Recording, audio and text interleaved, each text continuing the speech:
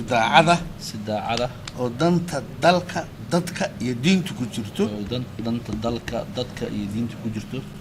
wasiirka amniga qaranka ee xukuumadda Soomaaliya oo dalka dibadiisa ku maqnaa xilligii la dhaarinayay xukuumadda cusub ee golaha wasiirada ayaa maanta si rasmi ah xilkiisa loogu dhaariyay wasiirka amniga qaranka ee xukuumadda Soomaaliya mudane Cabdikariin Xuseen Guuleed waxaa xilkiisa u dhaariyay gudoomiyaha maxkamadda sare ee dalka Abukaata Caydiid Cabdullaahi Ilkaxanaf maadaama waqtigii la dhaarinayay inta badan xubnaha golaha wasiirada uu dalka dibadiisa ugu maqnaa howlo shaqo dhaarinta ayaa ka dhacday xarunta xafiisyada gudiyada joogtada ah ee baarlamaanka Soomaaliya taas oo loo yaqaan Villa Hargeysa waxaana madasha dhaarinta lagu qabtay ku sugnaa gudoomiyaha golaha shacabka mudane Maxamed Cismaan Jawaari gudoomiye ku-xigeenka koowaad ee golaha baarlamaanka Jaylaani Nuur Ikar iyo xubno kamid ah xildhibaanada baarlamaanka Soomaaliya wasiirka amniga qaranka ee xukuumadda Soomaaliya mudane Cabdikariin Xuseen Guuleed ayaa markii loo dhaariyay xilkiisa kadib la hadlay warbaahinta waxa uu si kooban u sheegay in wasaaraddiisu ay diyaarisay isbedel quseeya amniga qaranka Soomaaliya dhawaana ay soo bandhigi doonaan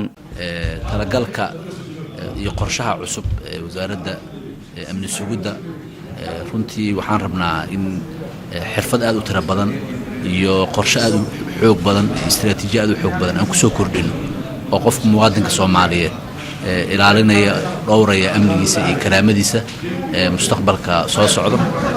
mar aan fogeyna waxaan soo bandhigi doonaa istiraatiijiyada iyo qorshaha cusub ee wasaaraddu rabto inay amniga qaranka